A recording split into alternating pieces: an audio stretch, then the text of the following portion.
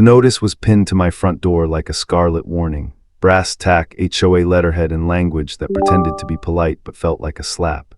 Unauthorized exterior displays are prohibited under Section 4, 3B, immediate compliance required. It wasn't graffiti or a billboard they were banning. It was my flag, the American flag I had carried overseas. The same flag I'd folded with my own hands and pressed into the arms of a grieving mother after her son, my brother-in-arms, never made it home. That morning Memorial Day sun lit up my porch. The flag swayed in the breeze, 13 stripes, 50 stars, and I stood there with coffee in my hand, staring at that notice. Mrs. Pennington walked past with her Pomeranian. She glanced at the paper and then at the flag. They're really going to make a thing of it.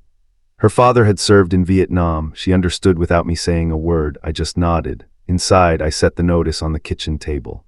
The language was precise, the way all petty rules are. First violation, warning, second, fine, third, legal action. The HOA president had signed it with a flourish, Blythe Kendall, a woman who believed that uniformity meant control, not community. I flipped open the binder of HOA bylaws I kept for reference. Section 4, 3B was real enough, no exterior flags, banners, or pennants without prior approval. But a later clause caught my eye, no standard shall be enforced in a manner inconsistent with state or federal law. That one line gave me pause, so I opened my laptop. 30 seconds later, there it was, the Freedom to Display the American Flag Act of 2005, federal law.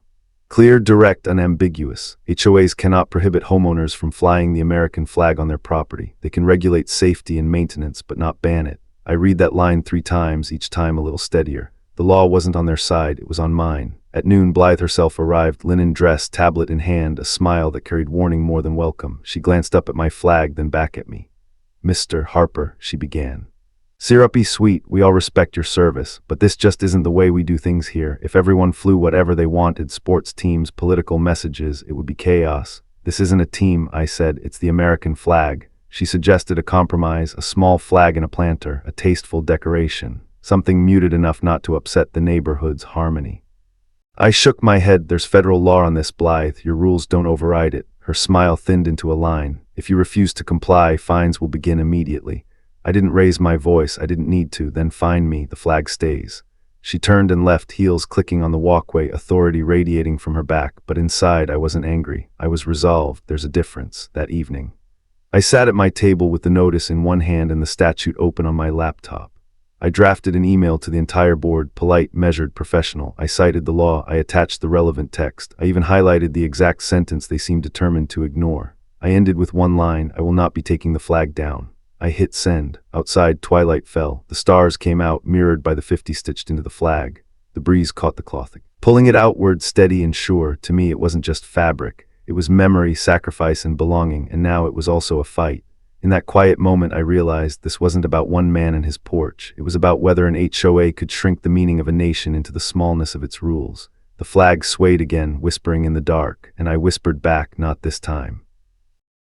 The first fine arrived 3 days later. It wasn't even folded into an envelope, just a bright orange slip tucked under my windshield wiper like a parking ticket. Violation #2, unauthorized display, penalty $100. I pulled it free and looked around the street. Nobody made eye contact. A garage door closed halfway down the block. Curtains shifted. The neighborhood was watching, but from behind glass. I slid the ticket into my pocket and went inside. On the kitchen table, I laid it beside the original notice. Side by side, they looked almost comical. One piece of paper trying to erase a symbol older and larger than any homeowners association. That evening, I attended the monthly board meeting. The clubhouse smelled faintly of chlorine from the pool and the stale coffee they served in styrofoam cups. Rows of metal chairs faced a folding table where the board sat, 5 members, all wearing the same expression of benevolent authority. Blythe presided, of course. She tapped her gavel with the solemnity of a judge and welcomed the dozen or so residents who showed up. "We're here to discuss community harmony," she began, "and to ensure that everyone enjoys a pleasant, uniform neighborhood experience." When it came time for homeowner comments, I stood. "About the fine," I said, holding up the orange slip. "The flag on my porch is protected by federal law. You know that. I sent you the statute. Section 2 of the Freedom to Display the American Flag Act states clearly." Blythe cut me off with a practiced smile. "We've reviewed your concerns, Mr. Harper. The board has determined that your display violates our architectural standards. If you wish to appeal, you may do so in writing. Meanwhile, the fines stand." From the back row, a voice spoke up. "Let him fly it." It was Mrs. Pennington, clutching her purse in both hands. Her voice trembled, but it carried. My father fought under that flag. You shouldn't be punishing anyone for honoring it." A murmur ran through the room. One man nodded, another woman clapped once before catching herself. But then Mr. Benton, the accountant with the immaculate begonias, stood. "Rules are rules," he said firmly. "If we let one person break them, everyone will. We'll have chaos, college banners, political flags, yard sales every weekend. This isn't about patriotism, it's about order." The room split neatly down the middle, supporters and detractors, each camp glaring at the other. And that was exactly what Blythe wanted. Divide the neighbors, fracture the unity, keep everyone too busy fighting each other to notice the real power at the table. By the time the meeting adjourned, the decision was clear. Fines would continue until I complied. The gavel came down, sharp and smug. The next week, the HOA newsletter arrived in every mailbox. Right there on page 2, under the headline Community Standards Enforcement, was a not-so-subtle paragraph. Some residents believe personal pride gives them license to disregard community rules. This behavior undermines harmony and could lower property values. We ask all neighbors to remain vigilant and report violations. No names were mentioned, but no one needed them. I became the neighborhood's cautionary tale, the example pinned up like a wanted poster. Every time I walked my dog, I felt the stares, some nods of quiet support, some looks sharp as barbed wire. One afternoon, a boy rode past on his bike, slowed just enough to whisper, "Nice flag, mister," before pedaling faster as if afraid to be seen. That whisper meant more than the glares. It reminded me this wasn't just about me. On the 15th day, another fine, this time $250. The HOA wasn't escalating gradually, they were turning the screws, and they wanted me to break quickly, to fold under the weight of penalties and social pressure. Instead, I doubled down. I printed copies of the federal statute, highlighted the critical passages, and slid them into the mailboxes of every house on my street. No commentary, no anger, just the law in black and white. The following evening, 3 new flags appeared, small at first, one mounted on a porch post, another stuck in a flower bed, a third fluttering from a child's swing set. By morning, 2 more had joined, quiet defiance spreading like wildfire. That Saturday, I hosted a barbecue on my front lawn. No speeches, no confrontation, just burgers, hot dogs, and an open invitation. Neighbors who hadn't spoken in weeks showed up, plates in hand. Veterans, young families, retirees. Some brought side dishes, others just curiosity. And nearly every one of them looked at the flag above my porch and smiled. Blythe drove past slowly in her white SUV, sunglasses hiding her eyes. She didn't stop, didn't wave, just pressed harder on the gas.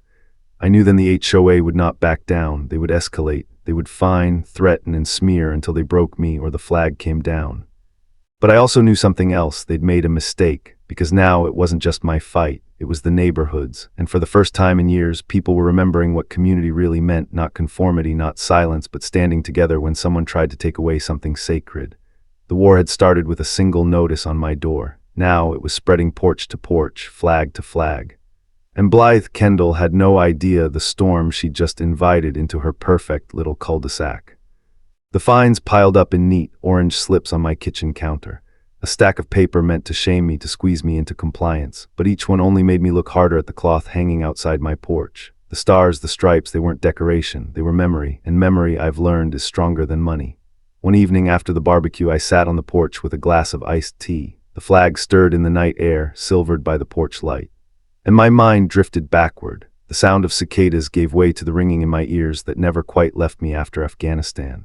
The smell of grilled burgers faded into diesel, sand, and cordite, and in my hands I wasn't holding a glass anymore. I was holding a folded triangle of cloth. I remembered the first time I had to present a flag to a mother. Her son, Private Ellis, had been barely 19. The convoy had hit an IED on a dirt road outside Kandahar. I'd been the one in charge that day. I'd been the one who wrote the letter, who stood in dress blues with white gloves that felt far too clean and pressed that folded flag into trembling hands. She clutched it to her chest like it could still beat. She never looked at me again, but I will never forget the way she whispered through her tears, "Thank you for bringing him home." That's what a flag is, not fabric, not decoration. It's the home you bring back when a body can't make it. Later in Iraq, it was Corporal Jensen. He had a goofy laugh, a talent for making instant coffee taste halfway decent, and a baby girl he'd only ever seen in pictures.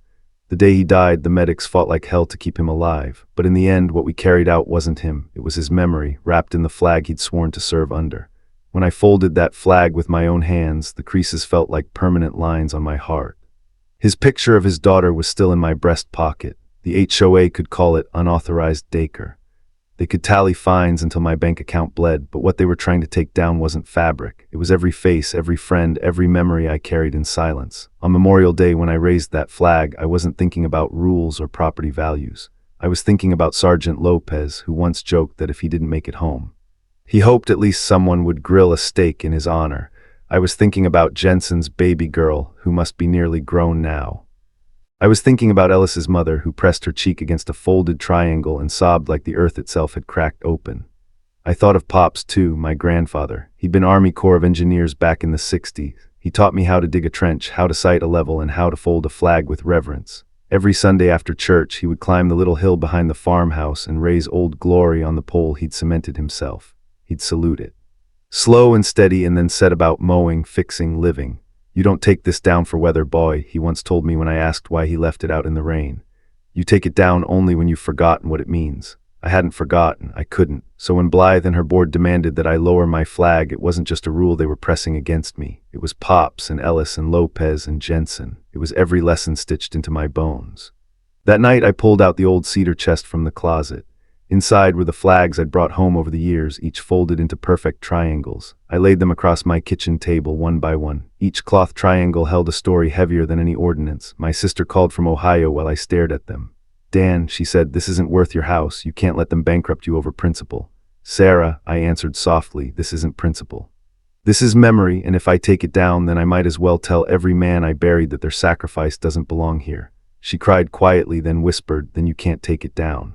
The next morning I stepped outside and watched the sun hit the flag. The stripes glowed crimson like bloodlines, white like the silence of graves, blue like the endless horizon where we'd stood watch. For a moment it felt like every one of them, Ellis, Lopez, Jensen. Pops was standing with me on that porch, and I realized something the HOA had never counted on. Fines can take money, gossip can bruise reputation, but memory makes a man immovable. I whispered to the flag, to them, to myself, "Not this time, not ever." And the cloth rippled back, answering in a language only the living and the dead can share. The fines stopped being orange slips. Now they came in thick white envelopes, certified mail with bold stamps that screamed urgent. Inside each one a new number in black ink, $500, $750, $1000. The HOA wasn't escalating gradually anymore. They were going for the jugular, and they wanted everyone to see it. One morning I opened my front door to find a sign planted in my yard. A wooden stake, bright red lettering, "Violation, property non-compliant, homeowner." It looked less like a warning and more like a scarlet brand. My neighbors walked past slower than usual that day. Some shook their heads, some whispered. A few clenched their jaws in silent solidarity. I pulled the sign out and laid it against my porch rail. By afternoon, a new one had replaced it. The message was clear. This was war, and the battlefield was reputation. The next HOA newsletter confirmed it. A full-page section, complete with stock photos of waving flags and smiling families, carried the headline, "Safety, Harmony, and the Dangers of Defiance." The article never named me, but the subtext was unmistakable. One homeowner's reckless insistence threatens the peace and property values of Willowbrook Estates. At the end, it urged residents to report continued noncompliance for the good of our community. They weren't just fining me, they were painting me as a threat. That night, I heard the hiss of spray paint on metal. I stepped outside in time to catch two teenagers running off into the dark, leaving behind a red scrawl across my mailbox, "Traitor." The irony almost made me laugh. 6 tours under the flag, and now in my own neighborhood I was branded a traitor for raising it. I scrubbed the paint clean at dawn. By the time the sun was up, Mrs. Pennington had placed a small American flag in her flower bed. By noon, 2 more appeared down the street, quiet resistance growing in inches. The board responded with new tactics. They began citing me for unrelated infractions: weeds on the side yard, a hairline crack in the driveway, even a claim that my porch light was too bright and disruptive. Each violation came with a fine attached. It was bureaucracy as warfare: overwhelm, distract, bury. I'd seen the same tactics overseas, just with different weapons. Back then, it had been paperwork in dusty offices designed to break tribal leaders into submission. Now it was letters in my mailbox designed to break me. But every piece of paper only strengthened my resolve. I began documenting everything: photos of my yard, timestamps on my lights, receipts for lawn care. A binder grew thicker by the day. If they wanted a war of documentation, I was more than ready. Still, the smear campaign worked on some. One afternoon, I stopped by the diner downtown. The waitress, usually friendly, avoided eye contact. "Heard you're giving folks trouble," a man muttered from the counter.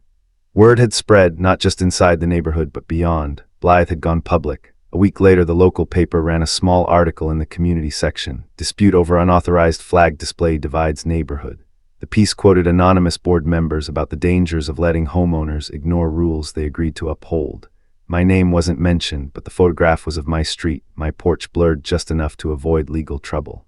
That was the moment I knew the HOA wasn't just after my compliance, they were after my credibility. If they could brand me unstable, reckless, selfish, then the flag wouldn't matter. No one would listen, so I fought back in the only way that worked: truth. I printed copies of the Freedom to Display the American Flag Act and slid them under doors again. This time I included a short note. This isn't about rules, it's about rights. Congress passed this law for a reason. Read it yourself, decide for yourself. Some neighbors avoided me still, but others began speaking up. A retired Marine down the street knocked on my door, hat in hand. "Need help covering your legal fees?" he asked. I thanked him, but what I needed wasn't money, it was witnesses, and now, slowly, they were appearing.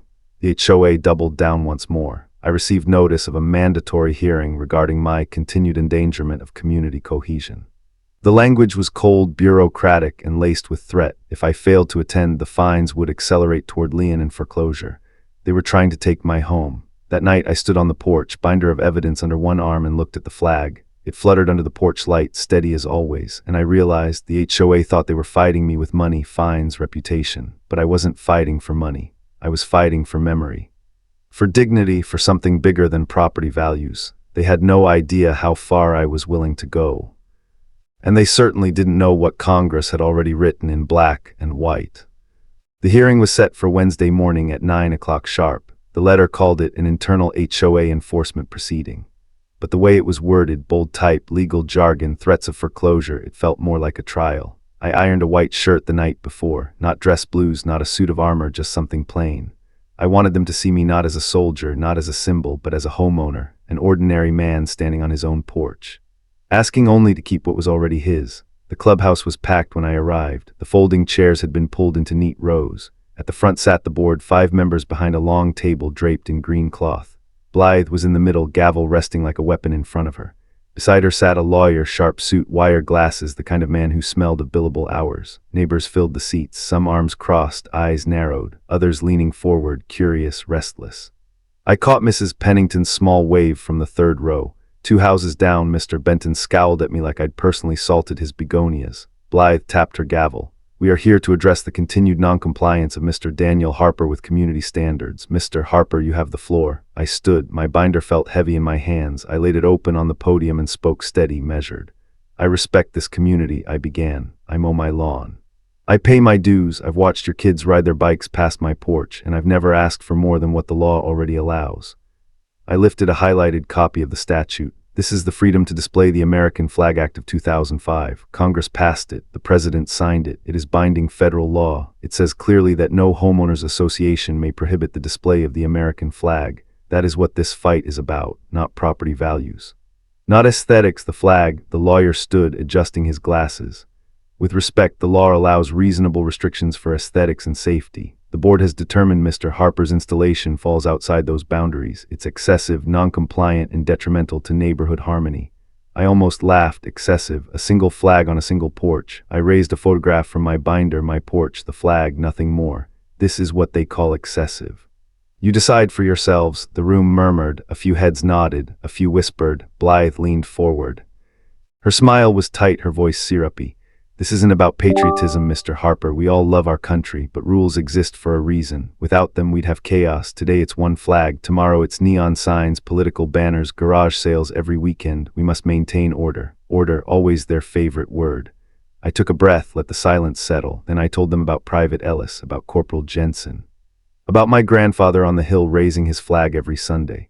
I didn't cry, I didn't shout, I just told the truth. When I finished, the room was quiet. Even Benton looked down at his shoes. The lawyer cleared his throat. "Emotional appeals aside, the law does allow associations discretion, and this board has voted unanimously that Mr. Harper is in violation." Blythe raised the gavel. "Effective immediately, fines will continue at $1,000 per week until compliance is achieved." The gavel struck wood, decision made. But here's the thing, not everyone in that room believed it. As I walked out, Mrs. Pennington squeezed my arm. "You did right," she whispered. Behind her, the Marine down the block nodded once, slow and firm. A young mother picked up her toddler, eyes wet, and mouthed the words, "Thank you."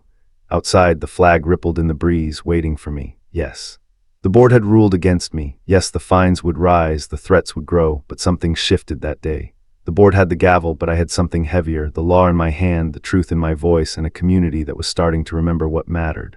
I looked up at the flag, stars flashing in the morning sun. The board thought they'd ended the fight, but really they just moved it to a bigger stage, because if they wanted to test me in court, under real judges and real law, then that's exactly where I would take them. And this time, it wouldn't be an internal hearing. It would be a battle they couldn't control.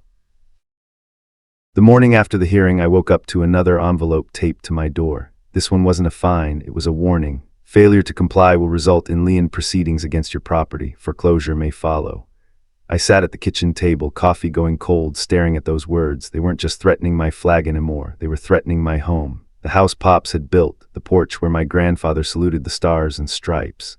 The walls that held every folded triangle I'd ever brought back from war. For the first time I felt the tremor of fear. Not for myself, I'd faced worse in deserts and mountains, but fear that the system could erase everything, one stamp, one court order at a time. So I did the only thing left, I went public. I drafted a post, simple and raw, and put it on Facebook. My HOA is fining me thousands of dollars for flying the American flag on my porch. They've threatened foreclosure, but the Freedom to Display the American Flag Act of 2005 says they cannot do this. I fought under this flag, buried friends beneath it, and I will not take it down. If you believe this matters, share it. I hit post. By lunchtime it had 50 shares, by evening 500, by the next morning 10,000. Comments poured in: veterans, Gold Star families, teachers, ranchers, single moms. Strangers wrote, "Stand strong. We've got your back, they can't take Old Glory from us." A local reporter messaged me asking for an interview. That afternoon a camera crew pulled up to my curb. I stood on the porch, flag at my shoulder, and told the story, not polished, not rehearsed, just the truth. The clip aired that night on the evening news. By morning it was circulating online. National outlets picked it up. Veteran fights HOA over American flag. The headline alone lit a fire. Neighbors who had stayed quiet began knocking on my door. A retired teacher brought cookies. A teenager offered to mow my lawn for free. The Marine down the street planted a flagpole of his own, but not everyone was pleased. The HOA board issued a statement through their attorney. This dispute is not about patriotism. It is about community standards. The homeowner's portrayal of events is misleading and inflammatory. They might as well have poured gasoline on the fire, because when America hears that someone is being punished for flying the flag, there is only one side they recognize. My phone buzzed nonstop. Calls from veteran groups, legal aid organizations, even a congressional staffer from D.C. "We've seen your story," she said. "The congressman wants to issue a statement reminding homeowners of their rights under the Flag Act." I stared at the phone, stunned. My quiet porch had become a pulpit. That weekend, dozens gathered in my yard. Families brought lawn chairs. A choir from the Baptist church sang the national anthem. Kids waved dollar store flags. Reporters circled with cameras, microphones catching every note. And above us all, the same flag I'd raised on Memorial Day whipped hard against the Texas sky. Blythe drove past once, sunglasses hiding her face, lips tight as piano wire. She didn't stop, she didn't wave, but she had to see it. The gathering, the cameras, the flags sprouting like wildflowers across the neighborhood. The HOA wanted silence. Instead, they'd sparked a chorus. That night, as the crowd dispersed and the last chords of the anthem faded, I sat on the porch again. The fines still waited on my counter. The threat of foreclosure still loomed, but now I wasn't alone. The fight had grown bigger than my yard, my porch, my flag. It was about something every American understood, the right to raise the symbol of their country without asking permission from a board in golf carts. The HOA had taken their battle public, and now so had I. And in the court of public opinion, they were already losing. The Monday after the news story aired, I woke to the sound of my phone buzzing nonstop. Emails, voicemails, notifications stacked higher than the fines on my counter. Veterans groups, Patriot organizations, even a law professor from Georgetown who wanted to offer expert testimony if needed. But one message stood out. It was from an office in Washington, D.C., a congressional aide. "Mr. Harper," she wrote, "Congressman Albright would like to speak with you about your situation. He is a co-sponsor of the Freedom to Display the American Flag Act. Please let us know when you're available for a call." I set the phone down and stared at the flag outside my window. Pops would have grinned ear to ear. That afternoon I found myself pacing the porch with the congressman on speakerphone. His voice was steady, the kind that had been trained in town halls and committee hearings. "Mr. Harper," he said, "we passed this law for men like you, for every American. You're not only right, you're standing exactly where Congress intended homeowners to stand. Don't take that flag down." "Yes, sir," I replied. My throat tightened more than I expected. By evening he'd issued a press release. "Congress reminds HOAs nationwide, American citizens have the legal right to fly the U.S. flag on their property. Attempts to intimidate or penalize homeowners for doing so will not be tolerated. The statement ricocheted across the news cycle. Cable pundits debated it. Editorials thundered. One headline read, "Texas veteran sparks national fight over HOA power." For the first time since this battle began, I felt the weight shift. The board had their lawyer, I had the law, and now the lawmakers, but Blythe wasn't finished. The very next day, HOA circulated a new memo. It claimed my flagpole was a safety hazard and posed a threat to structural integrity during high winds. They attached a grainy photo of my porch, circled in red like a crime scene. The memo ended with a chilling line, "The board has the right to remove hazardous installations without homeowner consent." Translation, they were threatening to rip it down themselves. I called the congressman's office again. His aide was calm but firm. "Document everything. If they touch that flag, we'll escalate to federal court." Meanwhile, the media circus only grew. A Fox affiliate ran the story side by side with a clip of a World War II veteran saluting his own flag. A CNN panel argued about HOA overreach. Even late-night comedians took shots. Imagine fighting a war overseas, then coming home to battle Karen with a clipboard.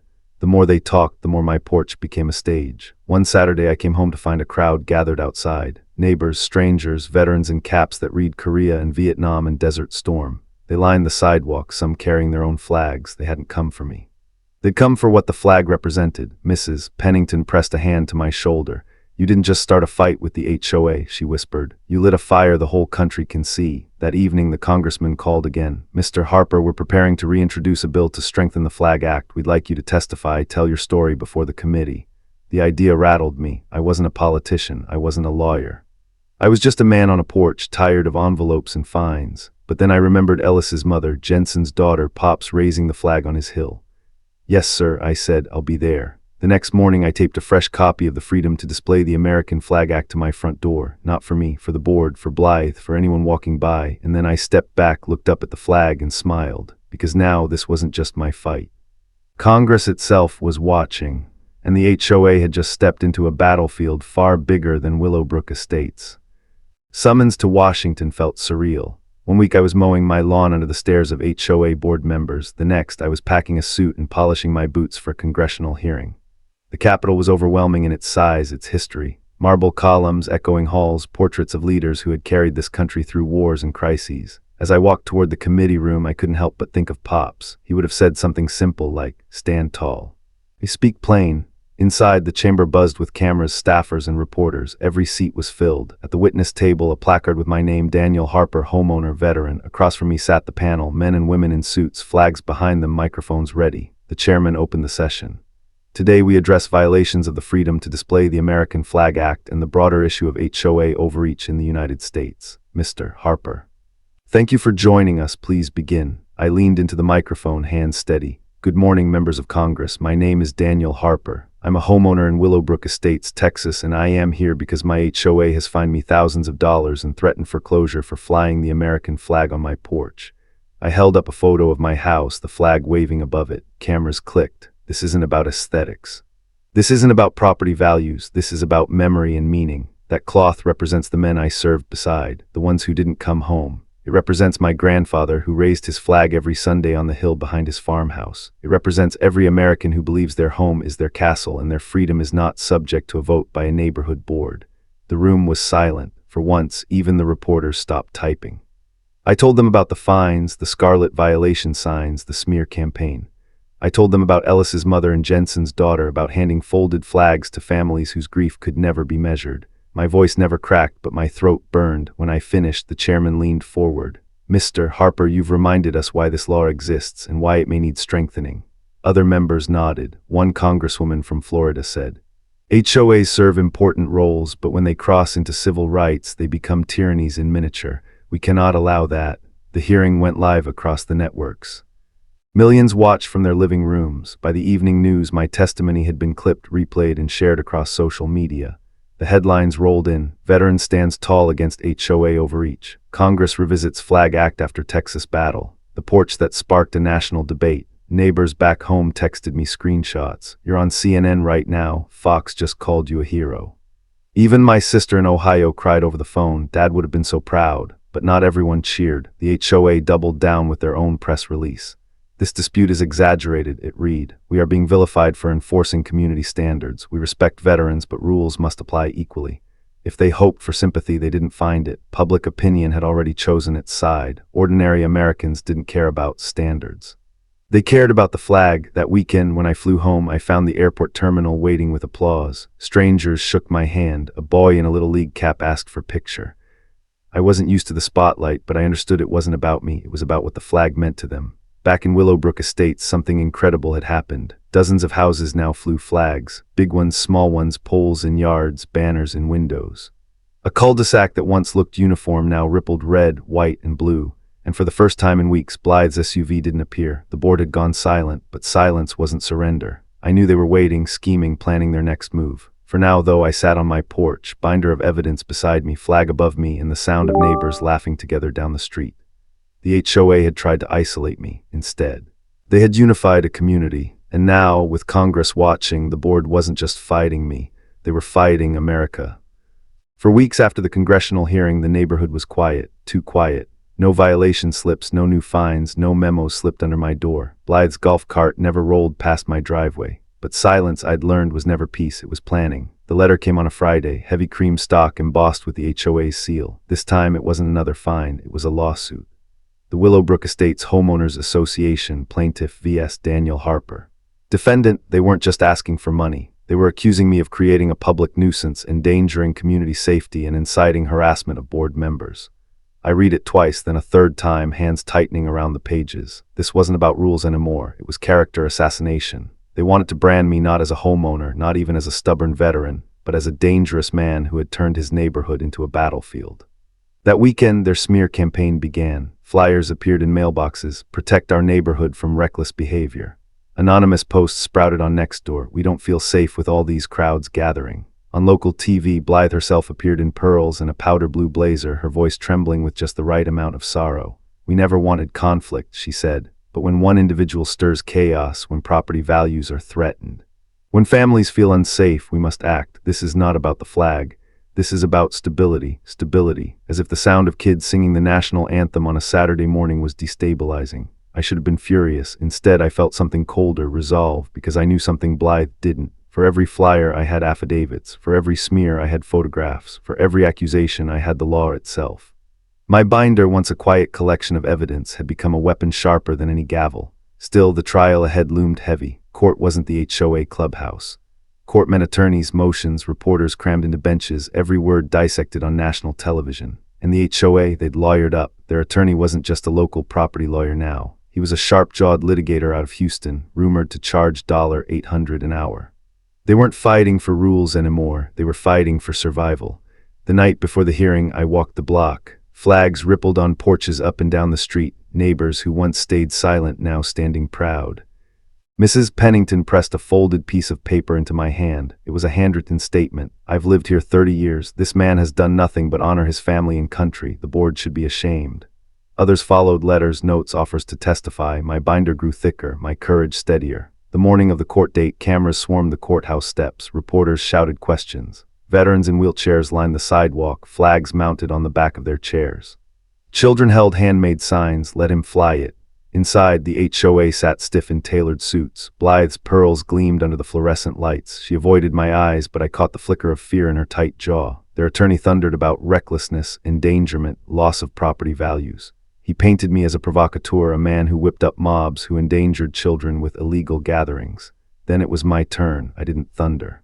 I didn't need to. I opened my binder, page by page, photographs of my porch, clean and safe, copies of the Flag Act, screenshots of harassment messages I'd received, letters from neighbors, veterans, ordinary Americans, evidence stacked like bricks in a wall no smear could climb. When I finished, the room was silent. Even the judge paused before speaking. "This court recognizes the freedom to display the American Flag Act," he said, voice echoing. "It recognizes the right of a citizen not to be harassed for exercising that right. The plaintiff's claims are without merit." He tapped his gavel once. "Case dismissed." Gasps rippled through the room. Outside, cheers erupted. The courthouse steps turned into a celebration, flags waving, reporters scrambling, veterans saluting. Blythe and her board slipped out the side door, their last stand crumbling into silence. And as I stepped into the sunlight, flag pin on my lip, I realized something. This was never about one pole, one porch, one neighborhood. It was about showing bullies, no matter how small their kingdom, that freedom still means something in this country. The HOA had thrown everything at me, and still the flag flew. The morning after the court's dismissal, I stepped onto my porch with a cup of coffee in hand. For the first time in months, the air felt lighter, free of threat, free of waiting for another envelope. The flag swayed in the early light, crimson and cobalt against the pale Texas sky, just as it always had. Only now it meant more. The HOA had crumbled under its own weight. Within weeks, board members resigned one after another, citing undue pressure and personal attacks. Truth was, they'd lost their authority. When you try to strip someone's dignity and the law proves you wrong, you don't recover. The neighborhood voted to dissolve the association entirely. In its place, we formed a community council, voluntary, transparent, with one guiding principle: respect your neighbor. It wasn't just my victory, it was our victory. Flags dotted the neighborhood like wildflowers in spring. Veterans raised new poles. Families painted mailboxes in red, white, and blue. A group of kids even started a lemonade stand called Freedom Sips, donating their quarters to a veterans charity. Reporters came and went, but eventually the cameras left and life settled. Except life wasn't quite the same. Because every time I looked at that flag, I knew it had become more than cloth and color. It was proof that ordinary people could stand up. Even to the petty tyrannies closest to home. Congress passed an amendment to strengthen the freedom to display the American Flag Act. They called it Harper's Clause. Imagine that: my porch, my fight, written into law so no HOA could ever again make another veteran or family tear down old glory. Letters still arrive in my mailbox. A farmer in Nebraska who fought his HOA over a barn.